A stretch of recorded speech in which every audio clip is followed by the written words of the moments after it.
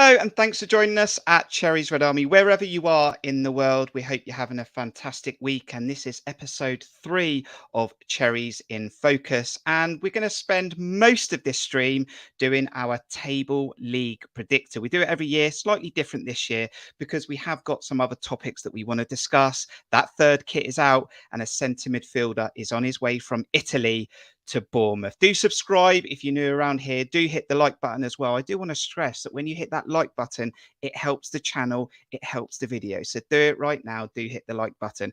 The interactive chat is also open. It's there for you. Your votes will count in the table predictor, so make sure you get involved. Look, on this video, we might have other fans that are not Bournemouth fans. Subscribe. You might want to follow us at times through the season. Right, I'm here. We've got you guys in the chat.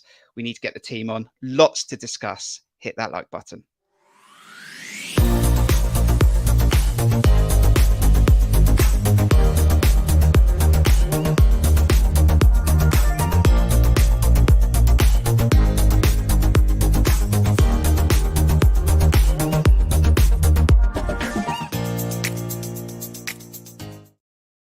Coming to you guys in the chat in a moment. Jon Spark, great to see you on Sunday. Thank you for the thrashing at snooker, but still good to see you. How are you doing this evening? Yes, pleasure to play you again, Kirk. Sooner or later, I'm sure you'll get that frame off me at some point. It was lovely to be down in Bournemouth last weekend and catch the match. But lovely to join you again on this show. It was a comfortable win for Jon. I can't stress enough how easy it was for him. Coming to my next guest, he's wearing yellow. We'll be talking about yellow later on. Aaron, Kaye, how you doing? Yeah, very good. Very good. Nice to see you all.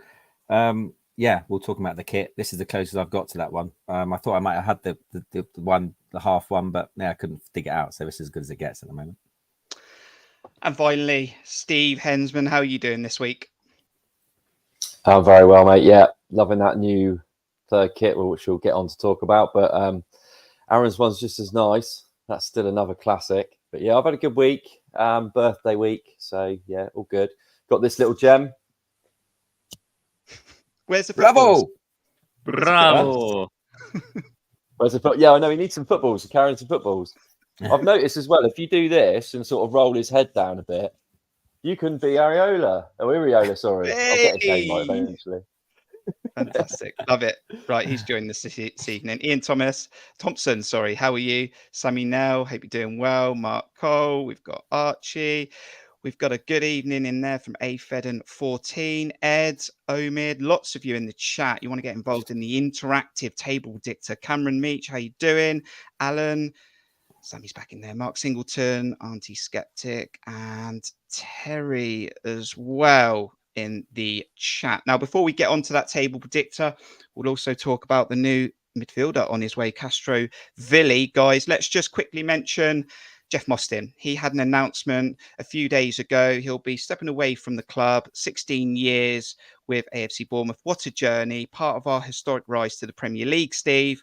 And effectively wouldn't be here today without Jeff.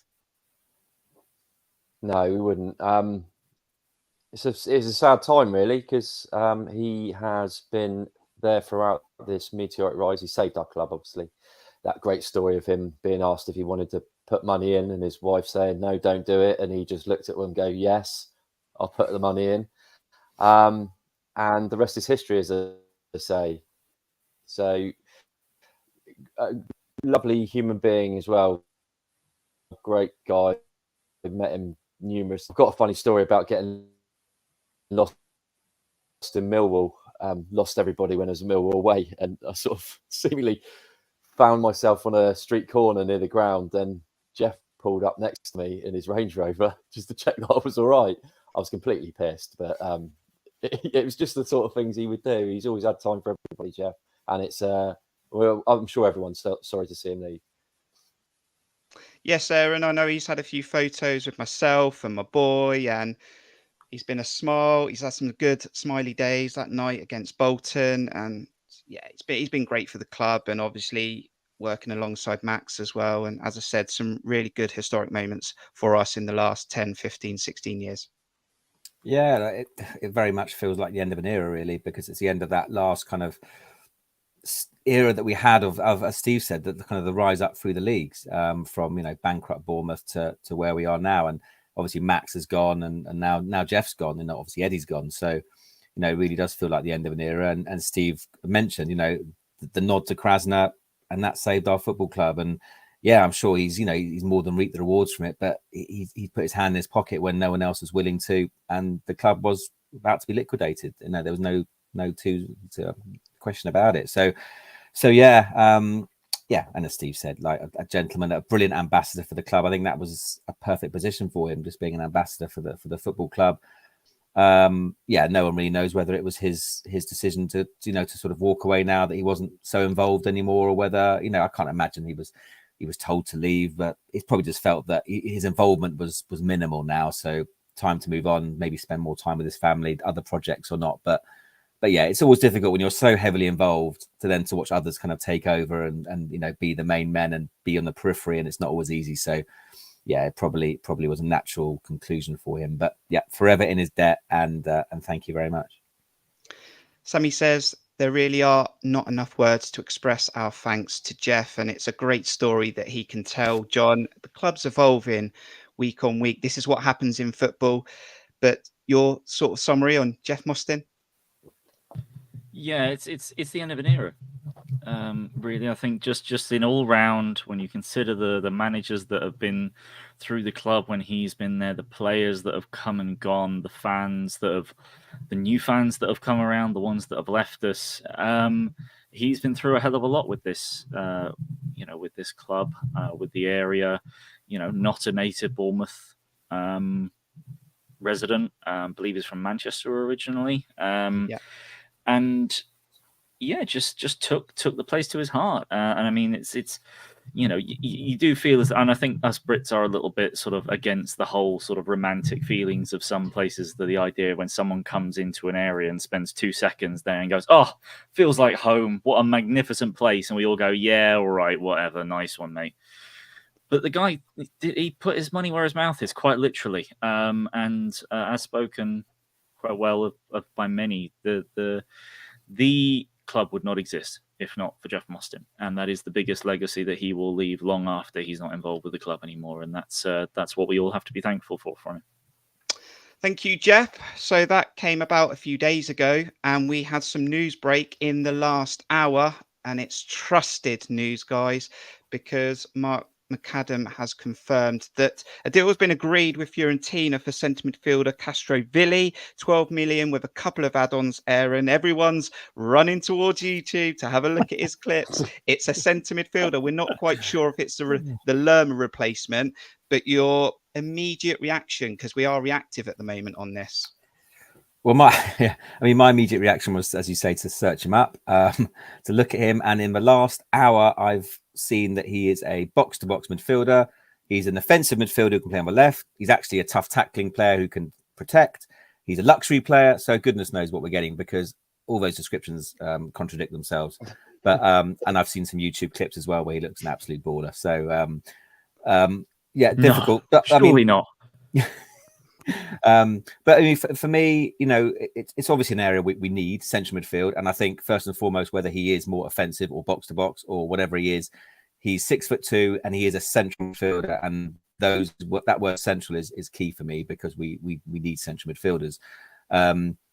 People have been speculating whether that means, is it a Billing replacement? Is it a Scott replacement? I certainly hope it's not a Scott replacement, but it's someone, numbers, who's a bit of a physical presence. He looks like he's got a very good, runs with the ball very well. I have seen videos where he can tackle and he can be quite tough. So yeah, it's difficult to judge this early on, but it came out of nowhere. That's a surprise, absolutely out of the blue, from literally nothing. Romano followed by McAdam, as you said. So it's clearly happening. So let's embrace it. He's got 4 caps for Italy, I think. He's got a bit of an injury record, but we'll see. But at the moment, yeah, we're quite excited that getting a player through the door in the central midfield. Steve, I hope our scouts in Italy are being fed and watered well, because we seem to be doing a lot of business there. That's clearly our target this summer. Well, I think, as people have pointed out before, I think the market in Italy is quite a good one for us. It's sort of a few clubs over there struggling financially, so it's a good place to look. I don't know. This guy, I don't know much about him as everybody else has done. I've just looked on YouTube in the last hour. There was quite a nice little one on Twitter where it's a guy who goes, he's like having the first season in the Serie A, and he's like taking Napoli apart. He's just like, just leading them a merry dance. And my first thought was, he's going to come over to England, some absolute beast of a defender's just going to go straight through him for showboating, and he'll be bloody sidelined knowing our luck, because he has got a bit of an history of injury. But if he can keep himself fit, and he is what people say he is, I mean, it's one hell of a steal for 12 million. So he's coming into his prime as well, so which is a good sign. He's not a young player. Yeah, we know the Alex Scott saga's dragging on and on and on, and that seems to have gone past 30 million, and question marks will now be whether that deal's now off the table. But Castrovilli coming in, John, is 26, and it does look exciting when you look at the clips, and they always do on YouTube. I'm not going to put a dampener on this, but I'm just going to say how it looks on the table at the moment. The last 2 seasons, he's had 23 starts in 2 full seasons, 3 goals, 2 assists. So the talent looks there. And I have read already that he struggled with a knee injury. So automatically, a few concerns enter your head. 26, though, 12 million, couple of add-ons. We need to remain positive, and let's just hope they have got this one right. Yeah, absolutely right. I've just been looking through some stats just to see if there's anything that pops out in terms of the players, what he's been doing recently. But yeah, he's only started 7 games last season. He played in 15 in all. He scored 2 goals, got 1 assist. But I don't think he made all that many minutes. He played the equivalent of 8 full games last season in terms of the amount of minutes he plays. So, yeah, there's clearly some level of injury issue, because that's steadily come down. Because 2019 to 2021, those 2 seasons, he played in 67 games in all told. So, and that was just in the league. So there must have been some level of injury that's sort of, become a little bit of a worry for Fiorentina, and they've thought to cash in. The one thing that really pops out in terms of his stats on FBref is just his attacking numbers. Even if he hasn't played much, obviously per 90, his stats look really, really good. But that only really works if the player's actually on the pitch. One of the best stats in the world is availability, and he doesn't have that right now.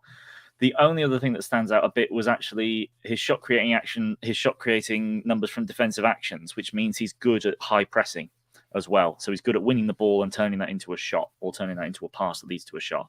So that fits beautifully to Iraiola's what Iraola wants. And above all else, we need bodies in the door in central midfield. Everyone's talked about it. We're lacking bodies in midfield. Iraiola's talked about it. He said he probably wants at least 2 players in the door. So for what will probably be about £12 million, €12 million with 2 add-ons, it sounds pretty good. I mean, we'll have to wait and see, but it's not exactly. It's like Cliver. Cliver was what, 10 million, and we're going, we'll see what happens. It's not a massive hit to the budget. Do we know how long he has left on his deal? Last year, I think. It was last year on his contract. Is it? I think so. We may discuss this one when it's gone through fully. So we may have more discussions in the future. I'm sure he'll be at the friendly at the weekend. Very, very quickly, because we want to get started with this table predictor, and we want to get interactively going in the chat as well. Steve or Aaron, does this say anything about Philip Billing? One of you, go for it. I'm going to sit on the fence and say possibly. I mean, we've spoken about Phil Billing. I honestly think that if we get Alex Scott through the door, coupled with, as we mentioned, Traore, Brooks, Tavernier can play centrally with the other wingers we've got. I would not be happy to see Billing go. Is definitely the wrong words, because I would never be happy to see Phil Billing go. If he's not going to sign a contract, then I think we have to cash in on him, because that could then also increase the budget for another player we might need in the central defensive midfield position. I wouldn't get rid of him for this potential new signing, because I'm not entirely sure where he's going to fit in. But if we get Castrovilli plus Scott, I think that's probably where we're heading. But on the basis that how are they all going to fit in the team, and did he have a knock at the weekend? Who knows? Yeah. Just what it did. by the way, just a very quick one, Kirk. That ACL injury that people are talking about, that was actually at the end of not last season, but the season before, the 21-22 season. That probably carried over across both seasons. But yeah, he wasn't out for very long once he came back, so it wasn't wholly down to injury that he wasn't playing a lot of games last season. So we'll do some more research on Castrovilli. It's been released by Mark McAdam, which means the deal is pretty much over the line and he'll be flying to Bournemouth tomorrow. Right, time to get involved and get on with our league table predictor. And unlike what we've done in previous seasons where we've gone through every single team, we're going to do it slightly different tonight. Okay, so what I asked the guys to do this week is tell me what they think the table will look like from 1 to 20, and where we've agreed on pretty much everything, you will already see those teams in position. So collectively, we've agreed that Manchester City will be champions. We've agreed that Arsenal and Liverpool will end up in Champions League spaces. Europa League will definitely have Chelsea in it. Brighton and Brentford will end up in higher mid-table. Burnley and Forest will be in lower mid-table, and Sheffield United collectively will be relegated. We know there is potentially a question mark over Champions League spaces because it could be opening to 5. This is a tier list that a lot of YouTube channels are using, so we're going to keep it as it normally is in that format, and then we're going to fill it up from here. So we're going to get going, guys. And the first one is really to position that final Champions League space. And the difference between our notes that we made was only 2 teams. So in the chat, you can get involved. Your vote's going to count as well. Going to go around the room and talk to the guys. But to fill up the final space will either be Manchester United or Newcastle. Steve, those are the 2 teams. Eddie Howe got Champions League football last season. Where are Newcastle, Manchester United? Where's your vote going? My vote is Eddie. That's the reason I picked Newcastle for finishing in the Champions League spot. I think they've not done masses of business in the summer, but I think what they have done has been pretty good. Tonali's a decent addition to the midfield, which I think once Guimaraes was out of, it was a little bit lacking in there for real quality. And I think he brings a bit of that. And I just think it's the Eddie factor, isn't it? He will improve, and he just strives to improve his team, improve his players. And I think in Isak, if he can stay fit, I think we saw some really good stuff from him last season. I didn't realise how skillful he was as well. I thought he was just a striker, but that guy can really play. So I think hopefully they'll pick Man United to that 4th spot. We also had a predictions video where we collectively collaborated with 19 other YouTube and podcasters, and the Newcastle fan also said, look out for Isaac this season as well, or Isaac, however you want to say it. So in the chat, follow us in this theme. So it's Manchester United or Newcastle for the final Champions League spot. Aaron, where are you going? Well, that Newcastle fan in that collaborative video had us to go down, so that surprised me. I'd love it to be Newcastle. I really want it to be Newcastle, but I think it's going to be Man United. I don't think it will be a failure in any stretch of the imagination if Newcastle don't get top 4 this year. I think if they come 5th or 6th or even 7th with it, and they don't forget they got Europe this year, obviously themselves, clearly, because they got in the Champions League last year. The usual is that, is a cliche. Is that a distraction? I think they'll relish it, and there'll be some great European nights. But I think Manchester United, obviously, they've signed Højlund, whatever his name is. They've Mount. I think they're just Ten Hag's obviously another full preseason behind him, a full season of him. I don't like them, and as I said, I'd much rather it was Newcastle. But I just think Man United will definitely be in the top 4. I think they'll be too strong, and I think, as I said, Newcastle could come 5th or 6th, and that's absolutely no failure or disaster at all for Eddie. And I think Newcastle will be in the seasons to come, but I think this will probably be a bit stretched too far. John, where are you at with your prediction? Manchester United or Newcastle? Yeah, I've gone for United in the top 4, with Newcastle still getting top 6, I think. But it's a combination of a few things. You just got it's Man United, for goodness sake, is one of those things. And without a also, I would say that you got to look at the quality in the Man United team compared to the Newcastle one in general.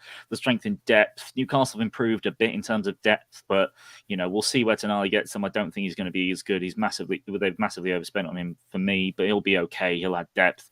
But Livramento looks like he's coming in, and they've got other players they've brought in as well. And Barnes, I think, will be a great addition. But it's Champions League as well. They're going to suffer through that. It's going to be a lot harder. And the other thing is that apparently this season, the referees are going to be cracking down a lot more on time wasting. And Newcastle were the time waster specialists last season. They had the ball in play less than any other side. And if your added time goes from 4 minutes every game to 12 minutes every game, that impacts how heavy that pressing style is going to be for Newcastle. And I think that may have a hit towards the end of the season on them. So all told, I do have Man United definitely finishing in the top 4 above Newcastle. I think it's very, very close. I didn't think it was going to be this close. So what I might do, maybe the Eddie effect. I'm going to lean towards Newcastle. It is very, very close. I've just tallied up the numbers, and it might also almost be a draw. But it'd be great for Eddie to do it again. The big thing depends on who United end up signing as well, because they're obviously after a striker. They've been looking at the lad from Atalanta, haven't they? Yeah, yeah, that's done. Oh, it's done, is it now? Yeah, they've got Højlund. Oh, okay. Yeah. So that could be a big factor, because at the time we picked him, I didn't think they had a striker at the time. Okay. So we'll go with Newcastle in there. So that means your next options for Europa League alongside Chelsea is Manchester United, Spurs, or Aston Villa, John. Yeah. Well, I mean, I put Man United in the top 4, so if I'm going to have to cede to everyone else's opinions, then they're definitely not finishing outside the top 6. You can have whatever thoughts you like about Man United. They're not finishing outside of 6th. So I think that's an easy one for me. Aaron, coming to you, Manchester United, Spurs, or Aston Villa for Europa League. I'm trying to think where you positioned that second team for you when we were doing this earlier on in the week. But I had Man United in the top 4, and I had Chelsea and Newcastle in Europa. So yeah, for me, it's Manchester United. Obviously, as John said, they're not going to be outside the top 6. So if we're putting Newcastle in 4th, then United have to be 5th. Someone definitely picked Spurs. Was it you, Steve? Nope. No. I had Man United in 5th. Can't be Spurs. I had Spurs in lower half. Is it Manchester United in this round then to go in Europa League? I think it's pretty unanimous. I think it's going to be close between the two of them for that spot, that last spot. Okay, so let's put Manchester United in Europa League. That leaves one spot for the Europa Conference League. Previous winners of this are West Ham, are opening opponents in less than 10 days' time. And if we come over to our next options, then that will mean that, if I'm correct, it's Spurs or Aston Villa, Aaron, for Conference League. So who's getting this one? I'm actually going to, I'm going to change, if that's all right, Kirk, from what I said, because we're discussing it now. I actually had Spurs in there, actually, and Villa in 8th, I think. But I'm inclined to maybe switch those around, because it looks more likely that Harry Kane's going to go. I'm pretty sure he's going to go. And even if he doesn't go, I'm not convinced they'll be higher. I just think Villa have got, signed really well. I think Diaby's a really good player. I just think they're signing well. They're a united team. Spurs look a bit, I'm not sure. Never know how his new manager's going to pan out. So I think I would just go for Villa. But again, Spurs could easily get in that top 7. So I think it'll be pretty close. Steve, a lot of love for Aston Villa in this section of the table, and they are spending some serious money under Emery. They do look like they're going to have a really, really good side. Where are you at, Aston Villa or Spurs? Yeah, Villa, easy one for me. Good manager, good signings made, good end to the good back end of last season. They look like they're going to be a different proposition under Emery. So yeah, I think they're on the way up. So definitely them for me.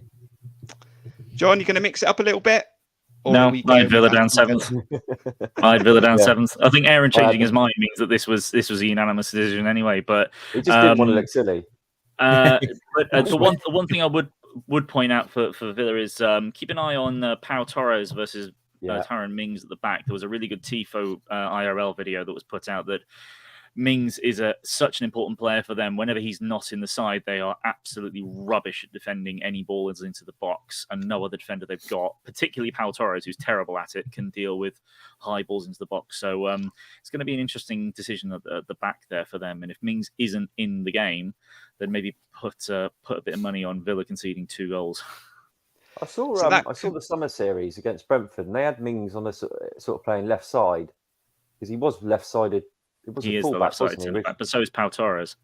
They both play left-side centre-back, so one of them's got to get pushed to the right if they're going to. Maybe it was the American graphic that got it wrong, but they had him down as a left-back, not a left. Oh, left-back. Yeah, but when I watched the game, back the years. He played for Ipswich at left-back, didn't he? Yeah, he started for us at left-back and got an ACL injury in 8 minutes. Yeah, 5 minutes. It's Leicester. I shouldn't be laughing. Not a great thing to happen. So Aston Villa finished the European positions off, which does mean that Spurs will go into that high mid-table. So we'll position them there.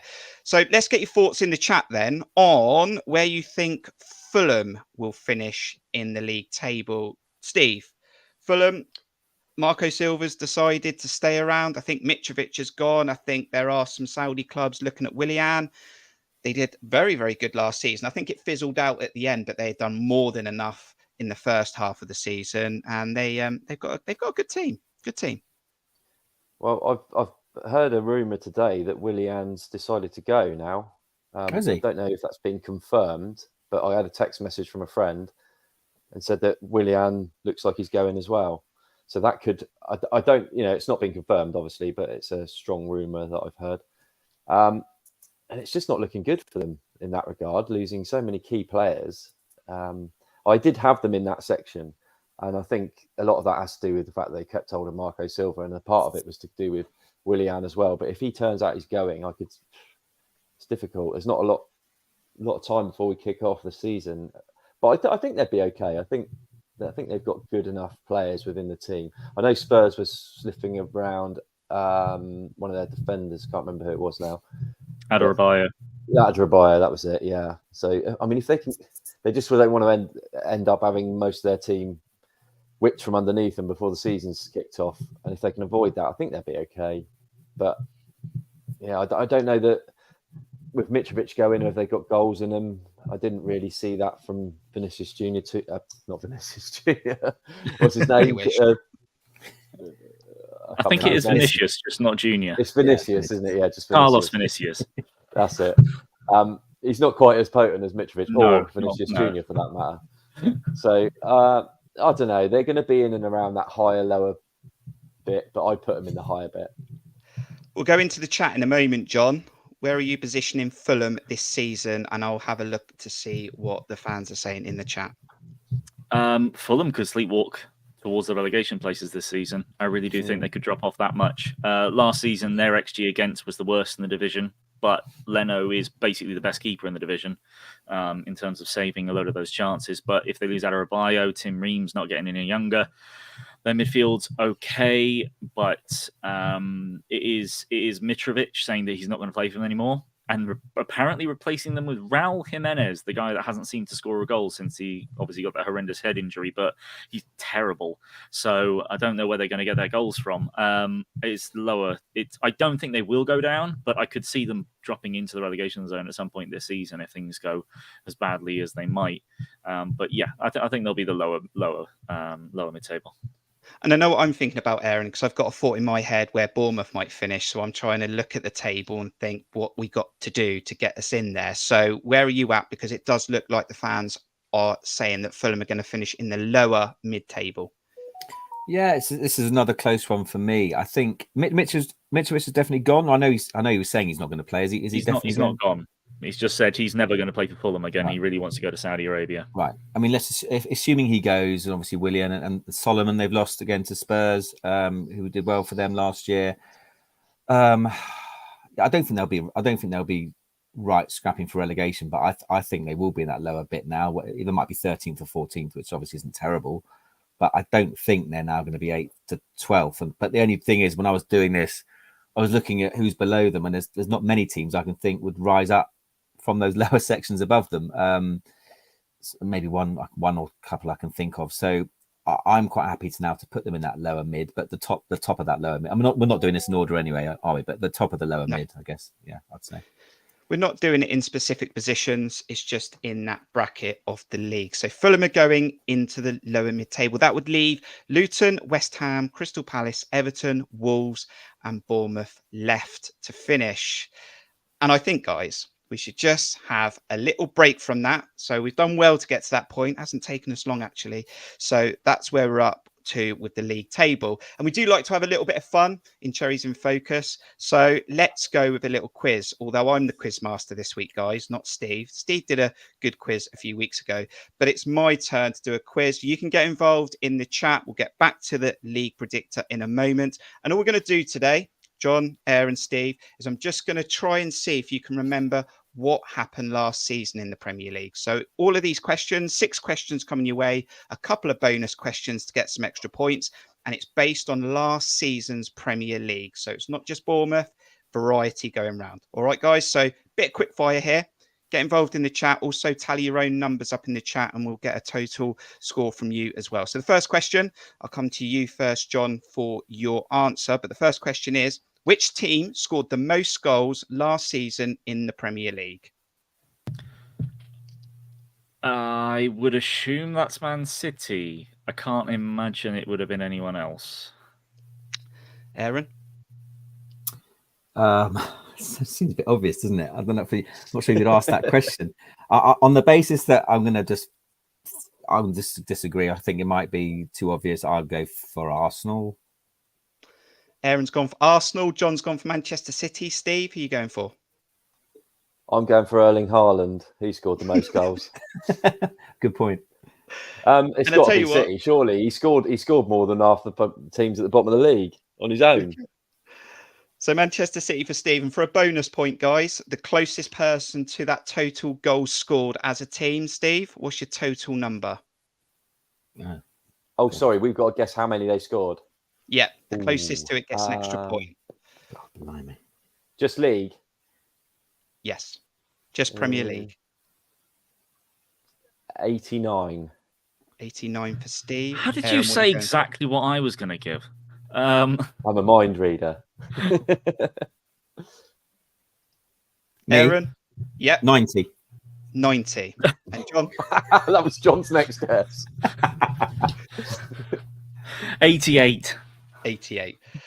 So the team that scored the most goals in the Premier League last season was Manchester City, and they scored 94 goals. Do I get the bonus point then? Aaron gets Mark Cole was very close. 95. So after that round of question one, it's right? 1 point. Yeah, Ed Caper got it bang on. Second question. Newcastle No had no Googling in the chat, no cheating. Newcastle had 6 penalties last season, but how many did they convert? Steve, convert. 4. 4 for Steve. Aaron, how many penalties out of 6 did Newcastle convert? Oh, Callum got a few of those. 5. 5 for Aaron. And John, how many penalties did Newcastle convert? I was also going to go for 5, but I'll be different and I'll go they scored every single one of them. I think you might be right.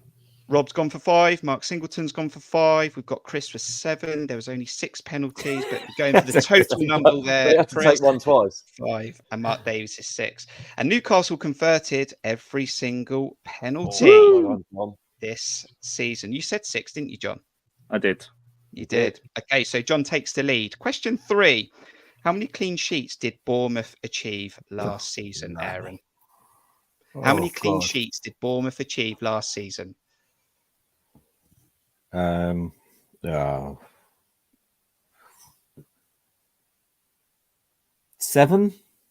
7 for Aaron. John? This league and cup? Only. Premier League only. I was gonna go for 6, but I'm actually dropping that. I think it was. Oh, I want to say 4, but I'll go 5. 5 for John. I shouldn't show the numbers on the screen too early, should I? And hopefully there's no Googling going on. But Steve, what's your number of clean sheets for AFC Bournemouth last I'm really season? struggling with this one. I can't think of very many at all. I can think of I think of Wolves at home. It was Villa. Yeah. Villa was 2-0, wasn't it? First game. Mhm. We're not going to help you, Steve. Come on, please. All right, what's John gone for? 4? I went for 5. Oh, 5. I'll go for... And you went for how many, Aaron? 7? 7, I think. I'll go in the middle then, 6. AFC Bournemouth kept 8 clean Oh, sheets wow. last season in the Brentford Premier at League. home No was one, points wasn't it? scored. However, 2 bonus points coming your way to save Liverpool at this home. question for you, Steve. And I'll go around the room. Out of Saints those 8 away. clean sheets, how many did Travers keep and how many did Neto get? 2 extra points available here. If you get 1 right, you get 1 point. You get both right, you get 2 right. How many did 2 Travers keep and how many did Neto keep? Out of the 8 clean sheets, how many did Neto get and how many did Travers get? Oh, what was that game? Travers Like old money, 2 and 6. 2 and 6. What are you going for, John?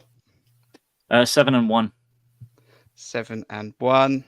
And Aaron? Yeah, it was definitely the first day of the season, Travers. I can't think of another one he kept because he came back in. He did come back in, Yeah. didn't he? Yeah, 7-1 as well. I can't. I I don't think he kept another clean one. sheet. 7 and 1. Winger's gone for 2 and 6. Rob's gone for 7 and 1. 2 and 6. And it was 2 to Travers and 6 Ooh. to Neto. What was the second one? Steve don't have the answer for that, John, but Steve takes the lead. What kind of quiz is this? Don't have the answer. I want the I don't have proof. the Making it answer. up. I only have the real facts. So I know don't break it down Villa. that I know deep. Villa first day of the season was Villa 1. first But I just day, I didn't can't- think he came back in for Someone another. to tell us in the chat. Number 4, question 4. Steve's ahead 3-2-1. So John on 2, Aaron on 1, Steve's on 3. dear, Question this 4. Which team got the most red cards last season? Well, I've just given it away. Wolves. There's a point for everyone. And that's how you ruin a quiz. So the answer to that one Was was it Everton? Wolves. And I've just given everyone a point to be nice. Question 5. This is because we need to get on with finishing our interactive table predictor. Question 5. Which Premier League player got the most assists last season? John. I've got to go for KDB on that one. I mean, it could be. Yeah, I think I'll go for Kevin De Bruyne. I think I've pretty much got to. Which Premier League player got the most assists last season, Aaron? Trying to think who else it could be apart from De Bruyne. Saka. I'll go De Bruyne as well. And Steve, who got the most assists? Yeah. It's got to be a Man City player, surely. I mean, I don't know because Grealish. It's going to be Saka. Grealish. The only other one I think it could be is Odegaard. That's the only other There one. are It a could be. few in there for Odegaard. But the most Odegaard. assists were from De Bruyne. So that was a point each for Aaron and John. But an extra point here, guys, coming straight back to you, Steve, to try and save this question. How many assists did De Bruyne get? More than everybody else. Does that count?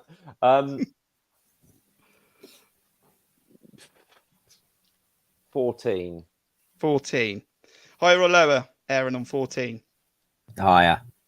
16. 16. Higher or lower, John? Or the same? Higher or lower I or was the going to same? say 16 as well, but I won't. I'll sod it. I'll go in between and say 15. And Kevin De Bruyne got 16 assists in the Premier League last season. Darn you, So Aaron. if I've got my numbers right, you are drawing, which is not all drawing. great because I don't have any sudden death questions. Oh, So well, if you that's draw, you're going to share the love. Okay, final question. How many away wins did AFC Bournemouth achieve last season? Aaron, away wins for AFC Bournemouth, how many? And don't start trying to remember all the games. I've got to try and remember some of them. Hold on a second. How many away wins in the chat did AFC Bournemouth get in the Premier League last season?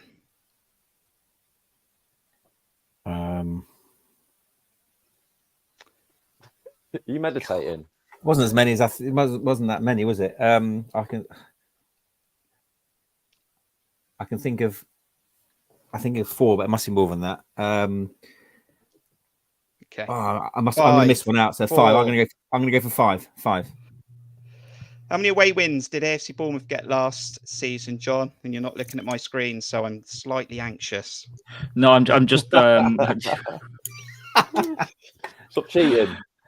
4. I wasn't typing anything. You'll have been able to see that I wasn't typing anything. I go for 4. Oh, I can only think of 4 as well. And Steve, how many away wins did AFC Bournemouth get last season? Did you both go for 4? Did you? No, I went for 5 in the end. Aaron went for 5. Oh, I'll go for 6 then. Okay. Last season, AFC Bournemouth achieved 5 away wins in the Premier League, which means that Aaron takes this week's quiz. He's the winner. He does win it. I've got Wolves. I've got Wolves. I've got Wolves, right, Leicester, Tottenham, and Southampton. What was the other one? Again, I haven't got that to hand. I just got Forest. the exact number of away wins. Please do subscribe to the channel. Do hit the like button. Thanks for getting involved in the chat on the quiz. We're going to go back to that table predictor. We're going to see if Bournemouth do stay up in the 23-24 season. And we're also just going to quickly talk about that new 3rd kit for the Cherries. Do hit the like button.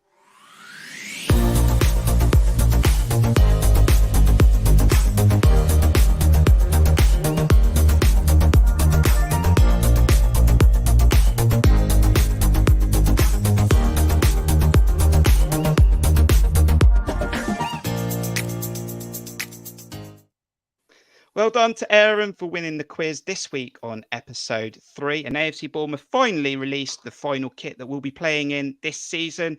We sort of knew it was coming because it was leaked on social media. But there it is. It's a flashback to the 90s. You've seen the yellow coaches shirt that some fans have from those days. And Steve, oh, I love it. I absolutely love it, Steve. We're going to have a look at what the reaction was on X the other day when I released this on our X account. And what was your thoughts when it came out? Sorry, what account? I'm trying to get used to it. I absolutely love it. It's it's an absolute throwback to the 90s, isn't it? And yeah, if it wasn't so much money, I would have already had my hand in my pocket paying for one. So yeah, I really like the kits this season. Apart from the second, I love the first kit and the third kit. Really do, and that one especially. I think it's just because of the nostalgia. Aaron will sort of back me up on that, and he's wearing his tonight. But I never actually had that first time round, but I do remember it fondly. Although not a great period for us, if I remember that sort of era. So, what were you saying on Twitter or X? What were you thinking? Like it? Not for me. Not sure. We've done this on all the kits, and Louise, she put a GIF out there. Timmy, I think. So love that. Matt says that is sexy. Luke loves it. Mark, Cole, like it, prefer it to the away kit. Steve Hensman, I think that's 10 out of 10 with thumbs up. Sammy Nell also gave a thumbs up. Richard, finally a kit I want to wear. Chris Hubble thinks it's cool. A thumbs up from 98 Grad. Jack's also got 4 thumbs up. Another thumbs up GIF. Carl Guy says, take my money. Rich Neal also with lots of thumbs up. Gareth Burney loves it. Danny Bill, Mr. Bean, absolutely love it. Josh, thumbs up. Like it, love it. Richard, thumbs up. Kevin, thumbs up. Jason, thumbs up. More thumbs up. Stuart, Simon, and Aaron. Looks like it's the winner because I think I will be cashing in on this one as well. 65 quid mind, but I think I might do it. Yeah, no, I love it. I absolutely love it. As Steve said, it's nostalgic. It's definitely better than. I don't know why I didn't get it at the time because I've got this yellow coaches all yellow one, which definitely isn't my colour. And I don't know why I didn't get the half one at the time because then I wouldn't have to buy this one for 65 quid. No, I'm not sure if I'll get it or not. As I said, it's a lot of money, and I still love the black one from last year, which I'll wear to most games. So, but as a kit itself, I do really, really love it, and maybe get it towards the end of the season. But yeah, that's a real winner, and I think short of being the blue and black or green and black, which I wanted, this is definitely up there with as good as it could be. John, is it a thumbs up and a lovely touch by the club on the video to include Nonny as well? I just love it, John. I really do like it.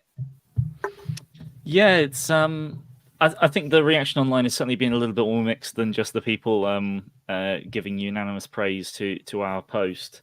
But I would say probably the majority of fans that were following the Cherries around the 90s are probably the ones that are most likely to love this one. Obviously, it hits the nostalgia.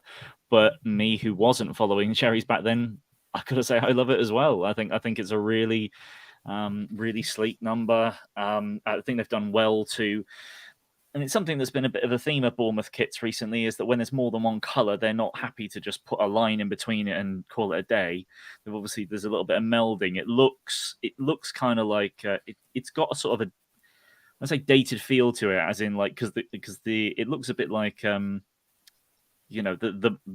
trying to merge the colours a little bit, or it's iron rust, sort of like streaks that you see between the two colours. I think it's a really nice touch to try and take a 90s classic and make it a little bit more modern. And it's all round. I think given how many shirts I've been picking up in the last few seasons, if I'm going to get one this season, which I will, I think it will be that one.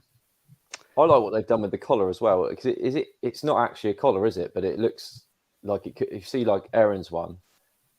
If you bring it back up I know again, what you mean. He's got the collar, but if you look at that, it sort of looks like it a little bit, but it's not. It's joined in, isn't it? It is. Just see if I can zoom in a little bit. We've had another shirt really previously in the Premier League that was similar to that, I think. But I do know what you mean. I just think it's right. I think I was absolutely okay with the home. I still to this day not sure about the away that I think we're going to use at Anfield. This one's obviously going to be played in on the weekend against Lorient, but it's definitely the one for me. If I'm getting a kit this year or a shirt this year, it's going to be that one. I mean, Phoenix does say, my wife said this, she said, does it not look like Watford? No, not for me. They had a kit 1 year, didn't they? I get it, because it's sort of like, this is very dark blue, because it's not black, is it? It's not black and yellow. It's very dark blue, isn't it? Yeah. It's either that or it's the gloss in the photos that's making it look a bit different. Yeah. But I just think, and plus Watford have never used one slash of yellow with black, isn't it? It's always some variation. I don't think I've ever seen a Watford kit that is a half and half like this. And regardless, Watford aren't our competition at the moment, so why would we care? Yeah. Right. Go on, Steve. No, I was just going to say, can you bring that graphic back up again?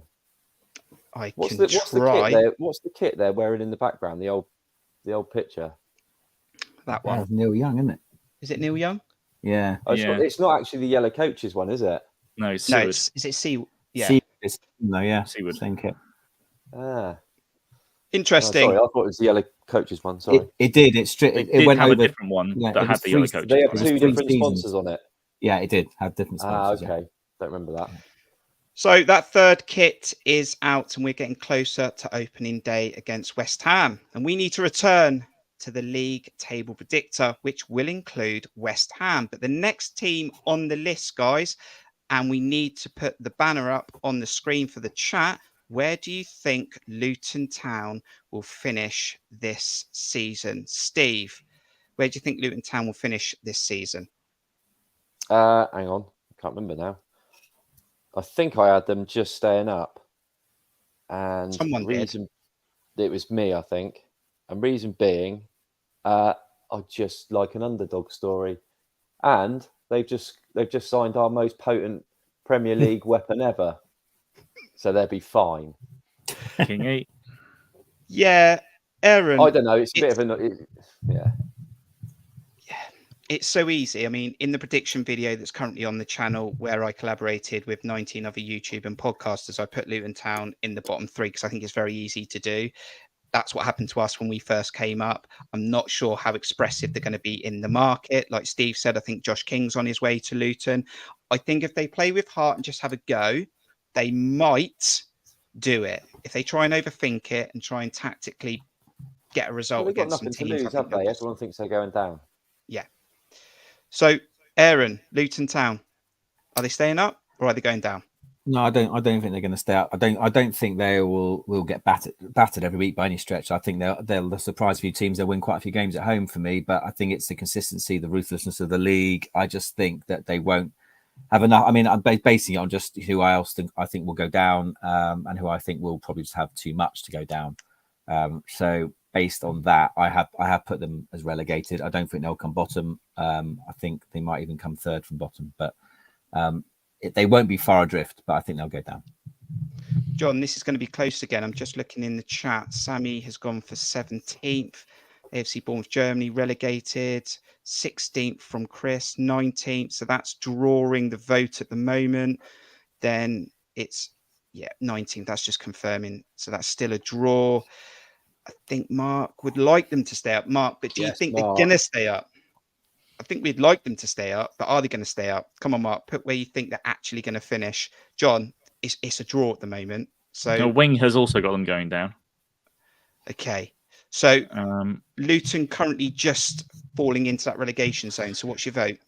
Yeah, and they'll be relegated in my book, unfortunately. I just think that, look, I would love them to stay up as well. I think some people have spoken them a bit like they'll be the Blackpool story. Blackpool were great because they either got battered or they won games or they won 7-goal fixtures. But people often forget that they were like 8th halfway through the season, but then they collapsed and they went down. They didn't stay up that season. I think it's fair to compare. It's fair to compare them, I think, more so to us and our first season. But what I would say about our first season was that we were in a less competitive league in terms of the quality at the bottom was not as good as it is now. Sorry, we signed Josh King as well. Stayed up. True. I mean, we signed him on a free with an obligation of 1 million to Blackburn rather than the 2.5 million they're paying Fenerbahce. But in comparison to that, we broke our transfer record 3 times. We spent a lot of money in that initial period, and then we spent even more in January. We brought in Benik Afobe that January for another record-breaking fee at the time. I've heard he's just gone to Saudi. And Luton just don't have that money. They just don't have the money to compete. They don't have the strength in depth. So I would love them to stay up, but I think they're going to do a similar thing to what Bournemouth did, and they'll hit hard. They'll do quite well. And Bournemouth dropped off quite significantly at the end of the season, that in 2015-16, but they've got enough points by that stage. I can't see there being 3 worse teams than Luton. And that's why I think that they will be relegated. I think the chat has just nudged it over the line for relegation, and I think Luton will go as well. So let's. I mean, if they're relying on, I love Josh King. I love Josh King, but if they're relying on him, I mean, 3 years ago he was past his best at Everton. He's past his best.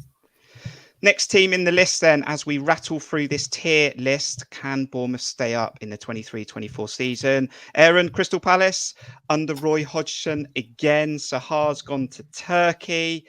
Eze still at the club. Elise still at the club. Jeff Lermer's also going to be in their top next season as well. That'll be great to see, won't it? Where's Crystal Palace finishing this season?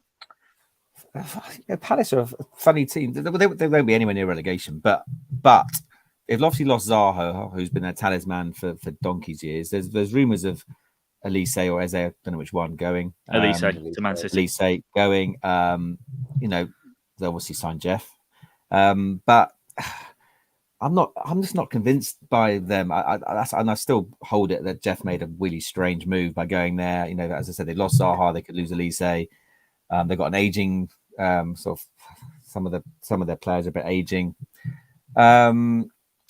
I think I originally had them in that 13th to 17th. I'm just trying to look at the other ones who are left. I know who I want to go down, and I'm just wondering now. Can you bring the tier list back up a minute? So based on that, I think they might struggle to get higher than 13th. I'm just not convinced on them. Hodgson did a great job of keeping them up last year. I'm not convinced. So Steve? I'm going to put them there, 13th. Steve? Yeah, I had them in 16th. I think they are going to struggle a bit.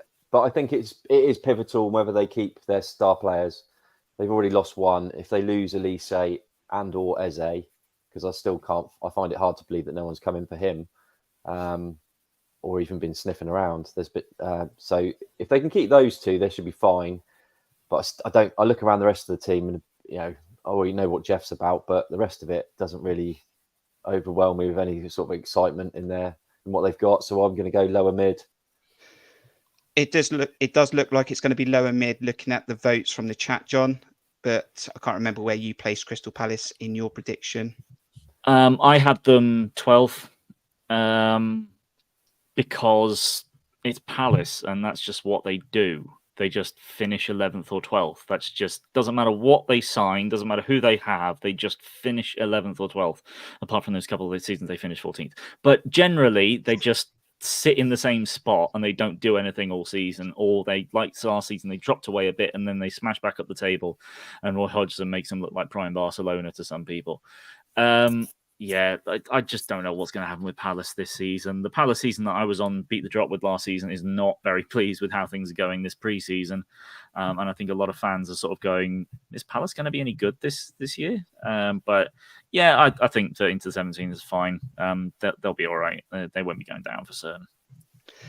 Steve, let's move on to West Ham United, who won the conference competition. They were delighted. Declan Rice has gone. I don't think they've signed a single player yet. Some fans are losing patience with David Moyes. We got them in a couple of weeks, less than that. Where are West Ham finishing this season?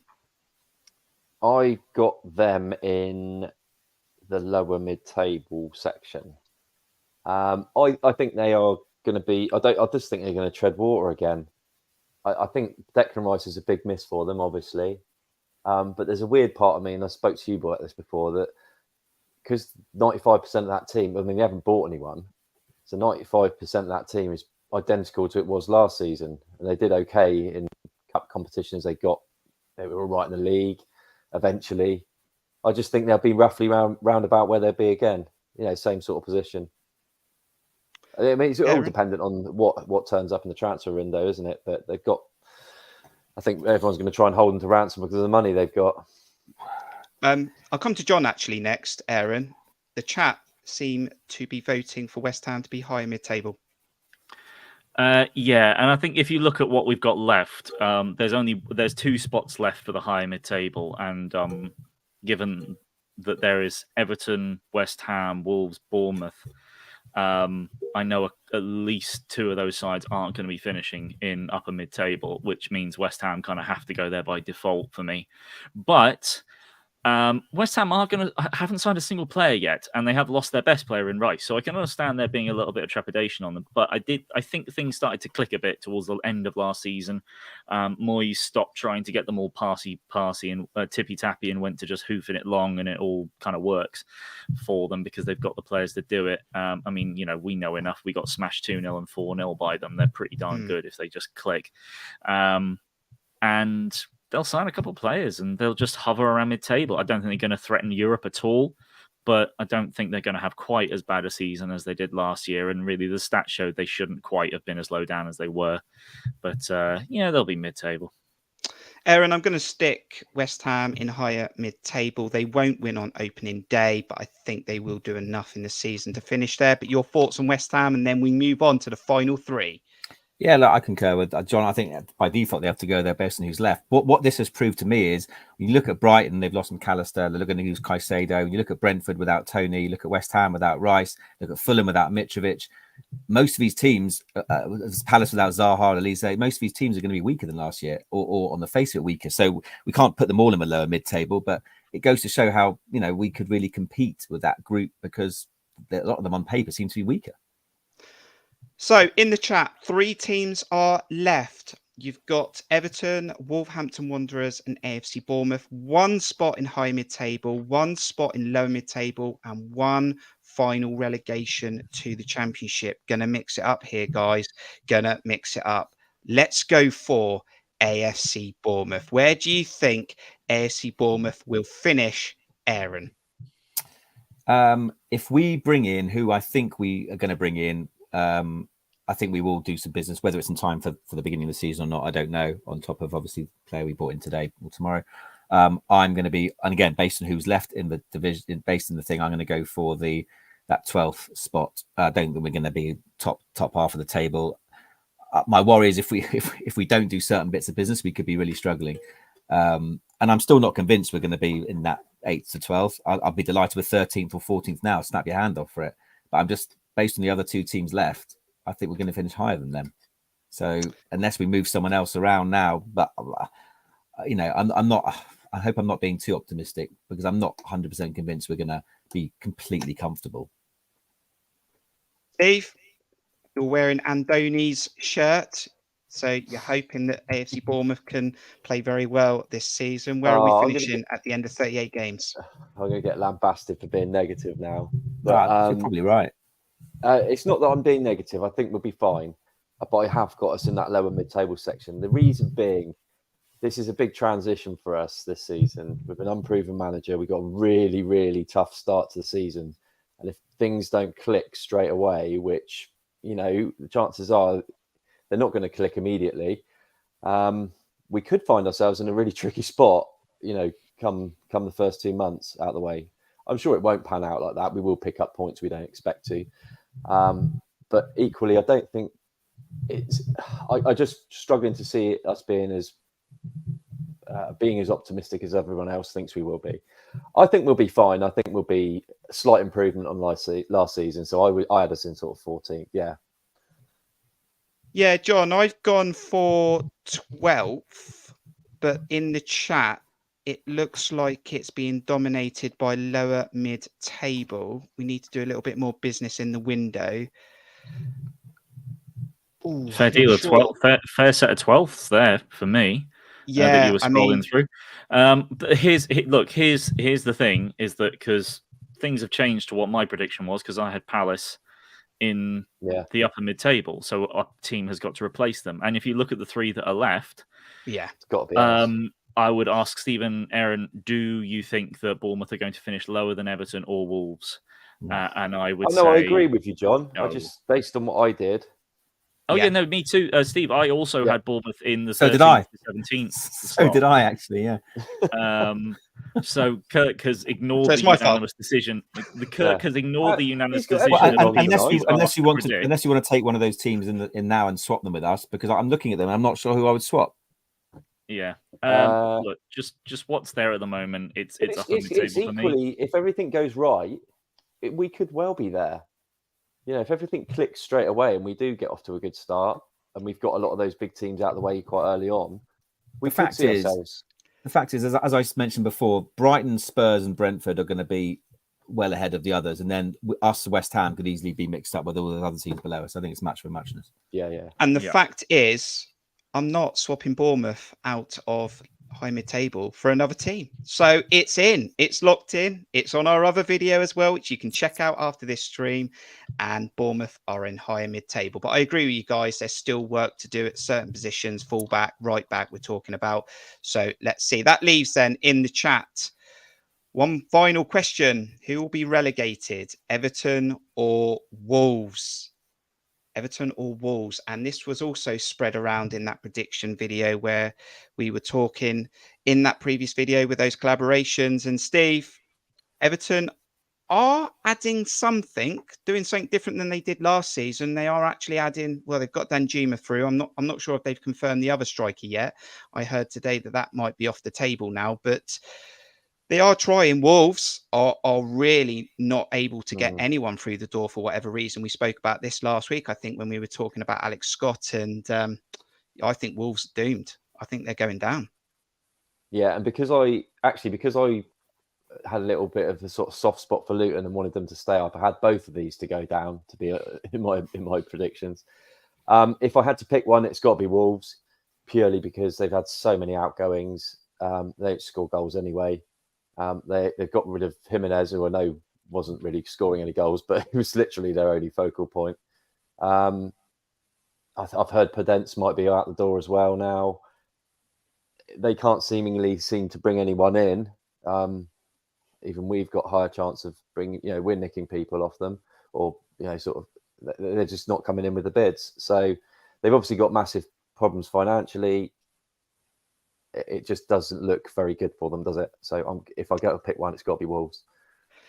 Yeah, Wolves is dominating the chat as well, Aaron, but Phoenix does say, I think, that Everton are hanging on. They have been hanging on for a few years, and some fans think this could be the year that they finally go. And they've been in the Premier League since that first ever season. Wolves or Everton for you? Wolves definitely going to go down. I think Everton. They're right. Everton are hanging on, but I think a full season of Dyche, they won't pull up any trees. But a full season of Dyche, they bought Danjuma, and they're probably going to bring a striker in by the looks of it. And they won't go down because they never go down. They'll somehow jam it. They'll come 13th to 17th, probably nearer 16th or 17th. they'll stay up again and Wolves will go down. Everton or Wolves, John? Just need your vote. It's probably going to be irrelevant, but I'd like to know what you think. Yeah, I mean, it's Wolves. It's what I put in my prediction that I sent you. I think it was the team in your video from the other 19 fans that outside of Sheffield United and Luton, I think Wolves were the most the team that appeared in the bottom three the most, and there's all good reason for it. They've sold or let go of a bunch of players, including seemingly their entire midfield. Jimenez has gone. Diego Costa, who of course was incredible with his one goal, he's also gone. There's Adama Traore, he's left. But they have brought in Doherty, who of course will bring so many goals to Wolves. Who were the lowest scorers last season? No one scored fewer than Wolves, and they haven't brought in anyone to replace that. They're obviously gambling on Salihamidzic, who obviously got his ACL injury in the first game. Oh, yeah. He was their big money signing last season. But of course, I mean, Bournemouth obviously relied heavily on a player that got an ACL injury in Callum Wilson, who never got another one. Oh, no, wait a minute. He did his ACL the season after. I just can't see Wolves pulling up any trees at all. And as much as I think Everton are going to be very lucky that there will be three worse teams than them this season, I don't see them going down. There it is for the 2023-24 season. Table Predictor collectively done within Cherries Red Army and you guys in the interactive chat. Manchester City are the champions, and down the bottom, Sheffield United, Luton and Wolves will head off to the Championship if this is correctly predicted. If you're watching this back on replay, do let us know in the comments your table predictor, who you think will get relegated, who you think will be the champions, and of course, where you think AFC Bournemouth will finish. Do hit the like button, do subscribe. Also want to take the time, as we always do, to thank those people who support the channel.